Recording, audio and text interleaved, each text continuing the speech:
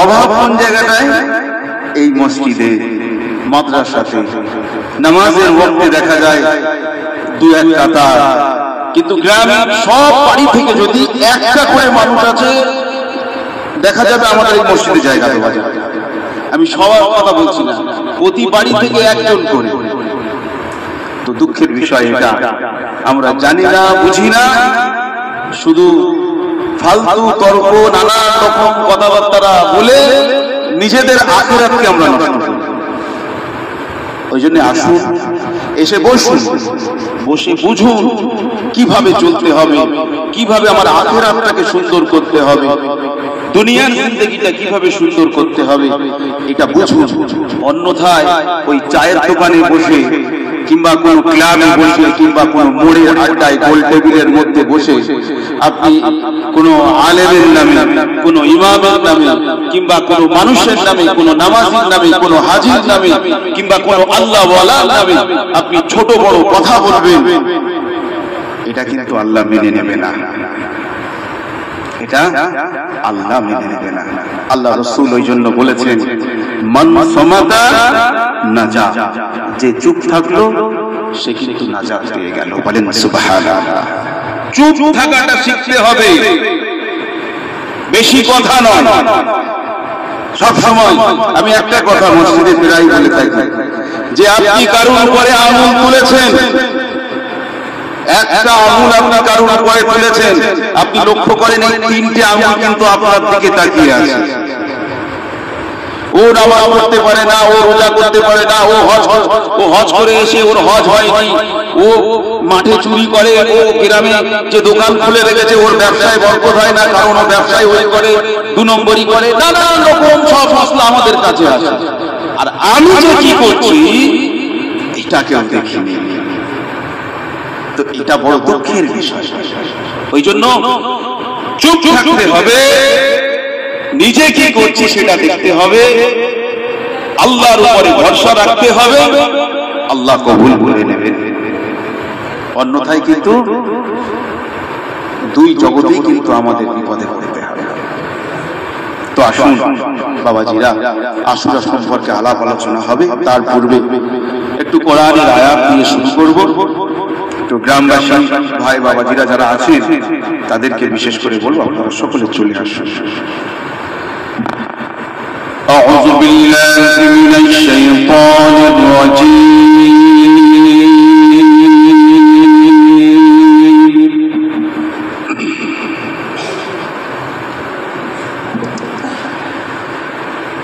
بسم الله الرحمن الرحيم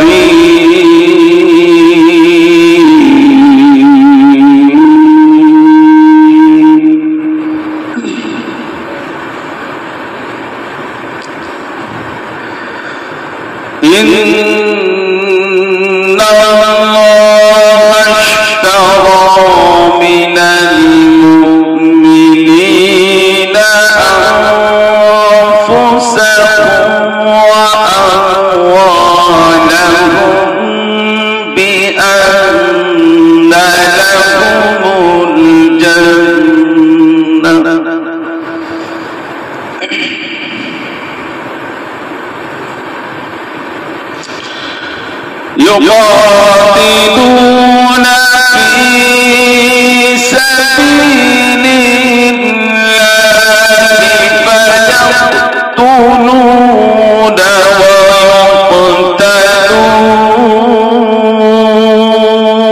ويقتلون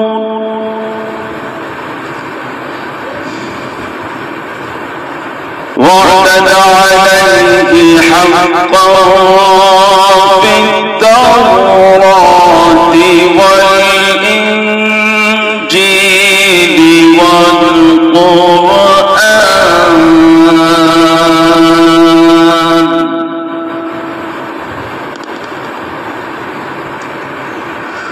ومن عرف بعهده من الله فاستبشروا ببيعكم الذي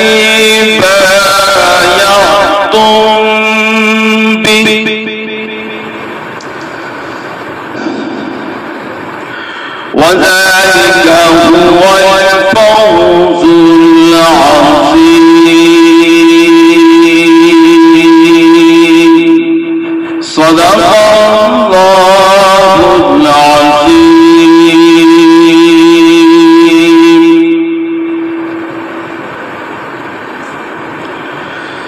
আলহামদুলিল্লাহ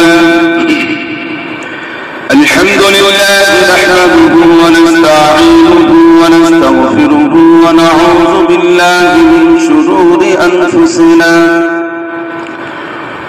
ومن سيئات أعمالنا من يهده الله فلا مضل له ومن يضلله فلا هادي له ونشهد أن لا إله إلا الله وحده لا شريك له وأشهد أن محمدا عبده ورسوله ما كان محمد أبا أحد من رجالكم ولكن رسول الله وخاتم النبيين وكان الله بكل شيء عليما إن الله وملائكته يصلون على النبي يا أيها الذين آمنوا صلوا عليه وسلموا تسليما اللهم صل على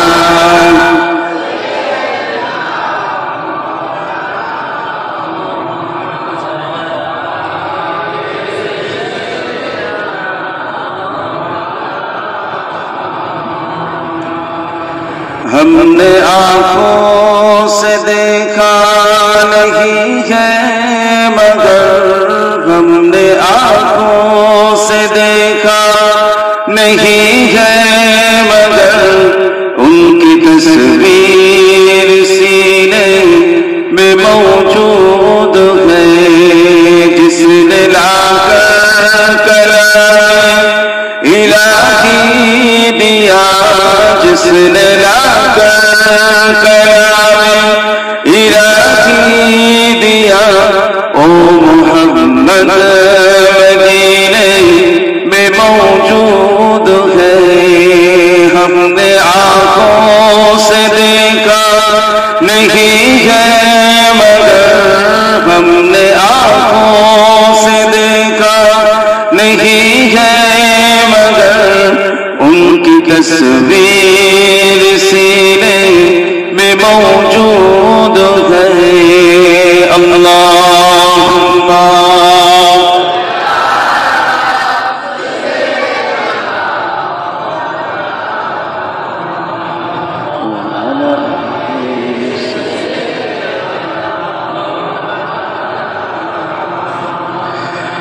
ہم نے مانا کہ جنت بہت ہے ہنسی ہم نے مانا کہ جنت بہت ہے ہنسی چھوڑ کر ہم مدینہ نہ جائیں کہیں کیونکہ جنت میں سب ہے مدینہ نہیں کیونکہ جنت میں سب ہے مدینہ نہیں اور جنت مدینے میں موجود ہے ہم نے آنکھوں سے دیکھا نہیں ہے مگر ہم نے آنکھوں سے دیکھا نہیں ہے مگر ان کی تصویر سینے میں موجود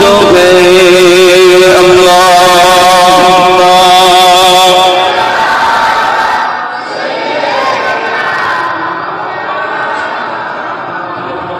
وعلى آل سيدنا একটু কলমা শরীফ জিকির করেন লা ইলাহা ইল্লাল্লাহ লা ইলাহা ইল্লাল্লাহ লা ইলাহা ইল্লাল্লাহ মুহাম্মাদুর রাসূলুল্লাহ। আমার দিনদার পরেশগার আল্লাহ ওয়ালা ভাইরা পর্দার আড়ালে পর্দা নশীনা আমার মা বোনেরা, আল্লাহ পাকের রহমত যে আল্লাহ পাক বড় মেহেরবানি করে আমাদের সুস্থ সবল অবস্থাতে হসপিটালে বেডে না শুয়ে, কোন তাসের আড্ডায়, জুয়ার আড্ডায়, মদের আড্ডায় না বসিয়ে তিনি এক শুভ দিনে শুভক্ষণে এশার নামাজ পড়তে তিনি যেই মসজিদ প্রাঙ্গণে আমাদেরকে বসিয়ে দিয়েছেন, বড় মেহেরবানি করে সেই জন্য অন্তরের স্থল থেকে হৃদয় নিংড়ানো শুকরিয়া জানাই সেই মহান রব্বুল আলামিনের দরবারে। সকলে উচ্চ আওয়াজে বলি আলহামদুলিল্লাহ। তারপর জানাই দো জাহানের নবী যিনি সরকারে দো আলম মা আমিনার লাল মরুদুলাল, যিনি মক্কার জ্যোতি মদিনার বাড়ি জগৎ বরদের নেতা, যিনি দো জাহানের সুলতান সেই জনাবে মুহাম্মদুর রাসূলুল্লাহ সাল্লাল্লাহু আলাইহি ওয়াসাল্লামের প্রতি জানাই অজস্র বৃষ্টির ন্যায় দরুদ সালাম। সকলে বলি সাল্লাল্লাহু আলাইহি ওয়াসাল্লাম। আমার দিনদার পরহেজগার আল্লাহ ওয়ালা ভাইরা, পর্দার অন্তরালে অবস্থিত আমার মা বোনেরা, বিগত ইতিপূর্বে আমাদের কারো বয়স, কারুর বা 30, কারুর 35, 40, 50, 70 বছর হয়ে গেছে। প্রতি বছরেই যখন আশুরা এসেছে, প্রতি বছরেই যখন মুহররমের রজনী এসেছে বা শবে বরাতের রজনী এসেছে, লাইলাতুল কদরের রজনী এসেছে বা শবে মিরাজের রজনী এসেছে, আমরা দেখা গেছে সেই রজনীটাকে পালন করার জন্য, সেই দিনটাকে পালন করার জন্য দিনের বেলা আমরা সিয়াম পালন করেছি এবং রাতে দাঁড়িয়ে ইবাদত বন্দেগী করেছি বা সালাত আদায় করেছি বা এমন মজলিস করেছি যে মজলিসে কোরআন ও হাদিস থেকে আলাপ আলোচনা হয়েছে, সেই মজলিসে আমরা বসেছি। কারণ আল্লাহর রাসূলের ঘোষণা, এই রাতটা, এই রাতগুলি বড় ফজিলতপূর্ণ রজনী। এই রজনীতে যদি কেউ ইবাদত বন্দেগী করে, আল্লাহ রাব্বুল আলামিন তার ইবাদতকে কবুল করবেন এবং যদি কেউ খালিস নিয়তে তওবাতান নাসুহা করে, তাহলে তার সেই তওবাকে আল্লাহ রাব্বুল আলামিন কবুল করে নেবেন। এই কথাটা স্বয়ং আল্লাহ রাব্বুল আলামিন বলেছেন। সেই উদ্দেশ্য দিয়ে আমরা এমন রজনীতে উপস্থিত হই। কিন্তু এখানে আমার একটা কথা বলার আছে, যে কথাটা হলো যে মুসলমানদের রজনীটাকে, মুসলমানদের জন্য কি এই 5টা দিন বিশেষ করে খাস, এমন কোন কি ব্যাপার আছে যে 5টা দিন খাস? যদি আমরা যদি কোশ্চেন করি বা নিজেরা যদি একটু নিজেদের অন্তরে একটু ঝাঁক মারি বা একটু ভেবে চিন্তে যদি দেখি, তাহলে দেখা যাবে আল্লাহর রাসূল হাদিসের মধ্যে বলেছেন, আল্লাহ রাব্বুল আলামিন প্রতিদিন ফজরের সময়তে প্রথম আসমানে আসে, আর বান্দা যদি ওই সময়তে যদি আল্লাহর কাছে যদি কাঁদা করে, আল্লাহ রাব্বুল আলামিন ওই বান্দার কান্নাটাকে আল্লাহ পাক কবুল করেন আর ওই বান্দা যা চায় বান্দার ওই চাওয়া পাওয়াগুলোকে পূরণ করেন। বলেন সুবহানাল্লাহ। তো শুধু এই দিন নয়, তাহলে আমরা এই দিনে বসি কেন? এই দিনের মানে কি কোনো গুরুত্ব নেই? প্রতিদিন তো গুরুত্ব আছে, কিন্তু তার সাথে সাথে এই দিনগুলোর একটু বিশেষ করে গুরুত্ব আছে। কারণ আমরা জানি লাইলাতুল কদর সম্পর্কে আমরা বলেছি, লাইলাতুল নিসফি মিন শাবান সম্পর্কে আমরা জেনেছি, শবে মেরাজ সম্পর্কে আমরা জেনেছি। কারণ লাইলাতুল কদর সম্পর্কে আল্লাহ রাব্বুল আলামিন তো তিনি বলেই দিয়েছেন, লাইলাতুল খায়রুম মিন আলফি শাহর, 1000 বছরের থেকে উত্তম লাইলাতুল কদরের রজনী সূরা কদরের মধ্যেই আল্লাহ পাক লিপিবদ্ধ করে দিয়েছেন, কোড করে দিয়েছেন। বলেন সুবহানাল্লাহ। আলেম উলামাদের মুখ থেকে শুনে আমরা কি করি? লাইলাতুল নিসফি মিন শাবান বা শবে বরাতের রজনী থেকে আমরা যেটা মনে করি, সেই রজনীতে আমরা অনেক বরকতের কথা আমরা শুনেছি, অনেক নিয়ামতের কথা শুনেছি, সেই জন্য আমরা শবে বরাতকেও পালন করি। আর শবে মিরাজের রাতটাকেও আমরা পালন করি কেন? আমরা জানি রাসূল পাক সাল্লাল্লাহু আলাইহি ওয়াসাল্লাম এই রজনীতে আল্লাহর সাথে দিদার করেছিলেন এবং আমাদের জন্য সবথেকে বড় তোহফা নামাজ দিয়ে এসেছিলেন। জান্নাত জাহান্নাম ভ্রমণ করেছিলেন, সব নবীদের ইমাম হয়ে তিনি নামাজ পড়িয়েছিলেন, এটা আমরা জানি। কিন্তু লাইলাতুল আশুরার যে বিষয়টা আছে, এই বিষয়টা আমরা কি জানি? এই বিষয়টা আমরা কি জানি? এই বিষয়টা আমরা কি জানি? যে ইমাম হুসাইন রাদিয়াল্লাহু তাআলা আনহু এই দিনে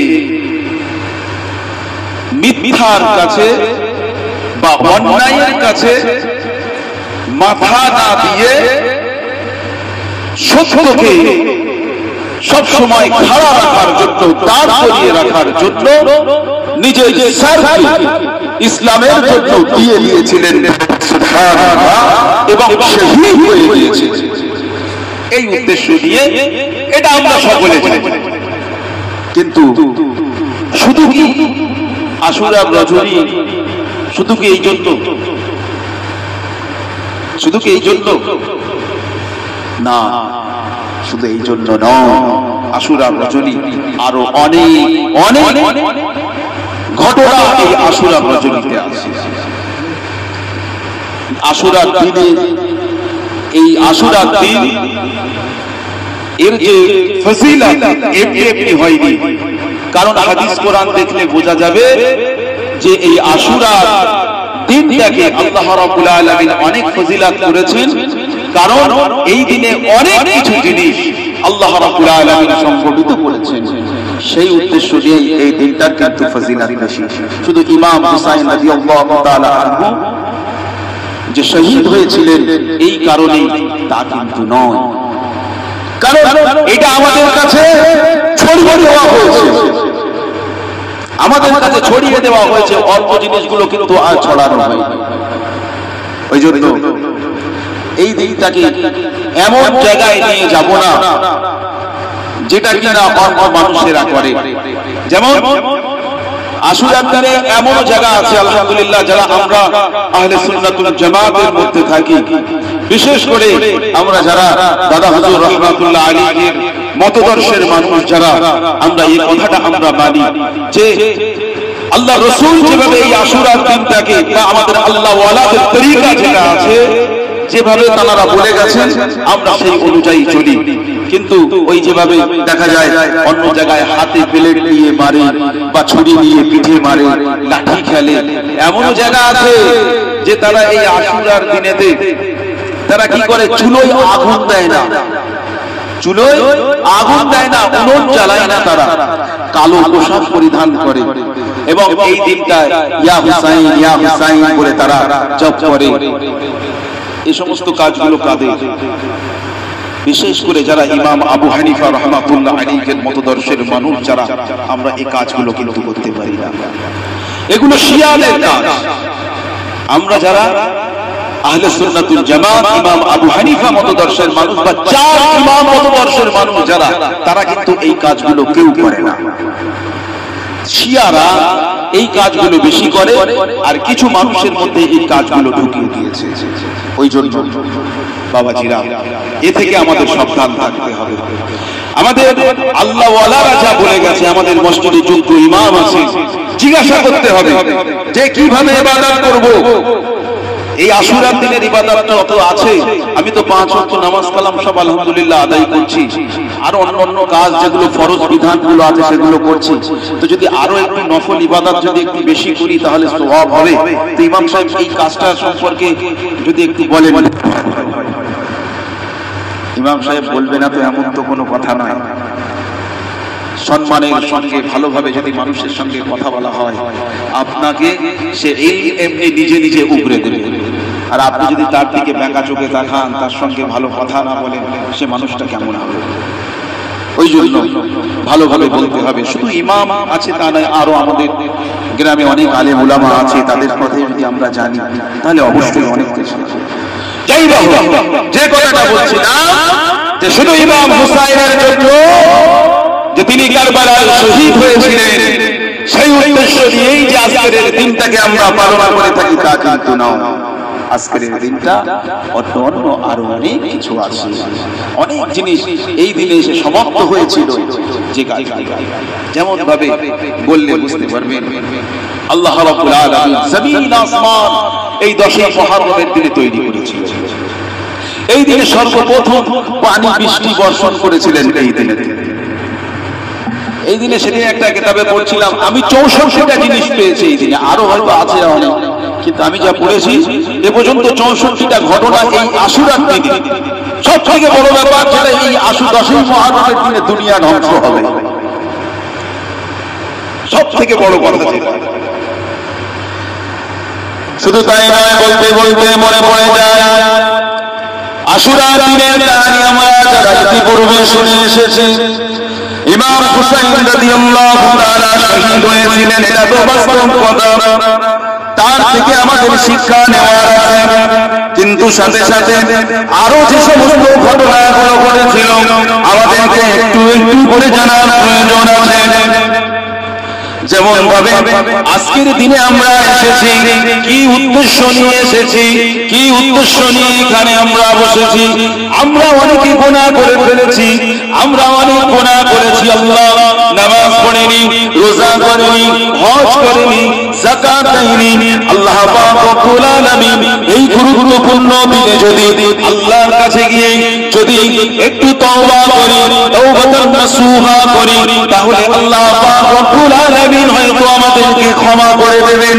এমন চিন্তা চেতনা নিয়ে বহু মানুষ এখানে কিন্তু আমরা বসে আছি, ঠিক কিনা? শুধু যে দোয়া করবো তা তো নয়, যে একটু দোয়া করব চলে যাব তা নয়। জীবনে আমরা গুনাহগার কম বেশি সকলেই, কুল্লু বানি আদম খাতাউন, প্রতিটা মানুষই গুনাহগার। তো যদি একটু গুনাহ করে ফেলেছি জীবনে, আল্লাহ যদি ক্ষমা করে দেয়, যেমন ভাবে ক্ষমা করেছিলেন আল্লাহ রাব্বুল আলামিন ইতিপূর্বে বহু মানুষকে আশুরার দিনে যেমন ভাবে মানুষকে আল্লাহ ক্ষমা করে দিয়েছেন, হয়তো তাদের দলভুক্ত আল্লাহ পাক রব্বুল আলামিন আমাদেরকেও করে নিতে পারেন। ওই উদ্দেশ্য নিয়ে আমরা এসেছি। আমার বন্ধুরা জেনে রাখুন, এই আশুরার দিনে একটা কথা বিশেষ করে মনে পড়ে, আদম আলাইহিস সালামের কথা মনে পড়ে। আমাদের জানতে কারো বাকি নাই, আদম আলাইহিস সালাম 300 বছর কেঁদেছিলেন সামান্য খাতার জন্য। আল্লাহ পাক জান্নাত থেকে আদম আলাইহিস সালামকে এবং হাওয়াকে দুনিয়ার বুকে পাঠিয়ে দিয়েছিলেন। আদম আলাইহিস সালাম এই যখন দুনিয়াতে পাঠিয়েছিলেন, আদম আলাইহিস সালাম অন্ধকারের মধ্যে ছিলেন। আল্লাহর কাছে কাঁদতে থাকে, রব্বানা যালামনা আনফুসানা ওয়া ইল্লাম তাগফির লানা ওয়া তারহামনা লানাকুনান্না মিনাল খাসিরিন। ও আল্লাহ পাক রব্বুল আলামিন, রব্বানা যালামনা আনফুসানা, রব্বানা ও আমার পরওয়ারদিগার, যালামনা আনফুসানা, আমি আমার নফসের উপরে জুলুম করেছি। ওয়া ইল্লাম তাগফির লানা, আপনি যদি ক্ষমা না করেন, আপনি যদি আমাকে যদি মাফ না করেন, লানাকুনান্না মিনাল খাসিরিন, আমরা খাসারা করনে ওয়ালা ক্ষতিগ্রস্তদের মধ্যে হয়ে যাব। এই দোয়াটা আদম আলাইহিস সালাম 300 বছর ধরে কেঁদেছেন আর দোয়া করেছেন। দোয়া করতে করতে যে দিনে আদম আলাইহিস সালামের দোয়াকে আল্লাহ পাক কবুল করেছিলেন, সেই দিনটা হলো এই আশুরার দিন। কি বুঝলে? তাহলে আমরা যদি নিজেদের গুনার কথা স্মরণ করে যদি আল্লাহর কাছে যদি চাই, তাহলে আল্লাহ পাক কি আমাদের গুনাহ ক্ষমা করবেন না? আল্লাহ ক্ষমা করবে না? অবশ্যই ক্ষমা তিনি করবেন, কিন্তু ক্ষমা চাওয়ার যে পদ্ধতিটা আছে সেই পদ্ধতি অনুযায়ী যদি আমরা ক্ষমা চাই আল্লাহর কাছে, আল্লাহ পাক আমাদের ক্ষমা করে দেবে। আমরা অনেক গুনাহ করেছি, আমরা নামাজ পড়ি, রোজা করি, হজ করি, অন্যায়ভাবে মানুষকে হত্যা করেছি, মানুষকে রক্ত প্রবাহ করেছি, মানুষের সামনে উল্টো পাল্টা নানান রকম গুরুত্বপূর্ণ কথা বলেছি, মানুষকে কিভাবে ফাঁদে ফেলা যায় সেই চিন্তা চেতনা নিজের ব্রেনের মধ্যে পোষণ করেছি। কি মনে করি যে আমরা যে কাজগুলো করছি এই কাজগুলোকে শুধু আমি করছি, আল্লাহ কি জানে না? জেনে রাখবেন আল্লাহ রাব্বুল আলামিন আলিমুন বিযাতিস সুদূর। এই আলিম তিনি জানেন বিযাতিস সুদূর, প্রতিটা মানুষের অন্তরের খবর। আপনার যে অন্তরের মধ্যে যে ধমনীটা চলে, আপনি কি বলতে চান সেই কথাটাও আল্লাহ রাব্বুল আলামিন বুঝতে পারে। অতএব সাবধানতা, কাউকে ভালোবাসতে হলে অন্তর দিয়ে ভালোবাসতে হবে। আর এই ভালোবাসাটা হবে কার জন্য? সেটা আল্লাহর জন্য হবে। কারোর সাথে যদি শত্রুতা পোষণ করি তাও সেটা আল্লাহর জন্য করব, আর যদি কারোর সঙ্গে ভালোবাসি তাও সেটা আল্লাহর জন্য করব। এই চিন্তা ভাবনা আমাদের কিন্তু রাখতে হবে। আমার বাবাজিরা, যে কথাটা বলছিলাম যে নিজের ব্রেনের মধ্যে বা রাতের অন্ধকারে বা কোনো জায়গায় আল্লাহর আইনের অবাধ্যে, আল্লাহর আইন কে লঙ্ঘন করে যে সমস্ত কাজগুলো করেছি, দুনিয়ার মানুষ কেউ দেখতে পায় না, আল্লাহ কি দেখতে পায় না? আল্লাহ সব জানে। আপনি কোথায়, কোন জায়গাটায় কি করেছেন আপনি কি আল্লাহ কি জানেন না? সামান্য দুনিয়ায় যদি কোনো জায়গায় সিসিটিভি যদি লাগানো থাকে, সিসি ক্যামেরা যদি কোথায় লাগানো থাকে, সেই জায়গায় আমরা ভয়তে কোনো খারাপ কাজ করি না। আপনি কি ভাবছেন যে আল্লাহ সিসিটিভি ক্যামেরা পুরো দুনিয়া থেকে দেখছেন? আপনার ওই আল্লাহর ক্যামেরা থেকে কি আপনি বাদ যাবে? কখনো কিন্তু বাদ যেতে পারবেন না। ওই জন্য নামাজে ফিরে আসুন। বিগত দিনে যে ভুল কাজগুলো হয়েছে, বান্দা ভুল করবে, আল্লাহ ক্ষমা করবে। কারণ আল্লাহ রাব্বুল আলামিন কোরআন পাকের মধ্যে তিনি বলেছেন, ইন্নাল্লাহা ইউহিব্বুত তাওয়াবিন ওয়া ইউহিব্বুল মুতাতাহহিরিন। ও আমার বান্দারা, তোমরা জেনে রেখে দাও, শুনে রেখে দাও, আমি আল্লাহ রাব্বুল আলামিন অবশ্যই ইউহিব্বুত তাওয়াবিন, আমি ভালোবাসি, ভালোবাসি তাওয়াবিন, যে সমস্ত মানুষেরা তওবা করে তাদেরকে আমি আল্লাহ রাব্বুল আলামিন বড় ভালোবাসি। ওয়া ইউহিব্বুল মুতাতাহহিরিন, এবং যারা পবিত্রতা অর্জন করে তাদেরকেও আমি আল্লাহ বেশি ভালোবাসি। ওই জন্য এই লাইলাতুল আশুরার দিনে যে সমস্ত মানুষেরা আল্লাহর উপস্থিত হয়েছে, নিজের গুনার কথা স্মরণ করে আল্লাহর কাছে চাই, ওগো আল্লাহ পাক রব্বুল আলামিন, আমি ভুল করেছি, আপনি আমাকে ক্ষমা করে দিন, আপনি আমাকে মাফ করে দিন। আল্লাহ কখনো ওই পথে যাব না, আমি আর কখনো জিনা করব না, মনের গিলাস আর কখনো কাটা ধরব না, আর কখনো সুদের ধারে ধারে যাব না, আর কখনো নামাজ পরিত্যাগ করব না, আর কোন রকম আপনার কোরআন এবং রাসূলের সুন্নতের বাইরে কোনো কাজ করব না। আপনি যদি এই জায়গায় বসে এই আশুরার রাজনীতি যদি আপনি এমন তওবা করেন, এমন বন্ধুরা নিজের মনের মধ্যে পোষণ করেন, আল্লাহ পাক রব্বুল আলামিনের ক্যামেরা থেকে আপনি কখনো বাইরে যাবেন না। আল্লাহ পাক রব্বুল আলামিন অবশ্যই আপনার মনের খবর দেখেন। আপনি এমন চিন্তা চেতনা যদি পোষণ করেন, আল্লাহ পাক রব্বুল আলামিন ফেরেশতাদেরকে ডেকে ডেকে দেখানোর করবেন, অমুক মানুষের মধ্যে আমার বান্দা এইভাবে তওবা করেছে, আমার ফেরেশতারা তোরা সাক্ষ্য থেকে যা, আমার ওই সমস্ত বান্দাদের জীবনের গুনাহ খাতাগুলিকে মাফ করে দিলাম। তাহলে আমাদের বুঝতে হবে, মনে পোষণ করতে হবে, কোনো বিদ্বেষ রাখলে হবে না। নিজে যতই বড় হই না কেন, আল্লাহ রাব্বুল আলামিনের কাছে আল্লাহর দরবারে কিন্তু সবাই সমান। কবরে যখন দোয়া হয় যে 5 কোটি টাকার মালিক তার জন্য অন্য কাফন, আর যে মেধো ভ্যান চালক তার জন্য অন্য কাফন, এমন করা হয় না। সকল মানুষের জন্য সমান। ওই জন্য দুনিয়াতে যেভাবে আমাদেরকে থাকতে বলা হচ্ছে সেটা হলো মুসাফির হালাত, আর নিজেকে বড় না মনে করে নিজের কপালটা, নিজের সরটা আল্লাহর জন্য দিয়ে দিতে হবে।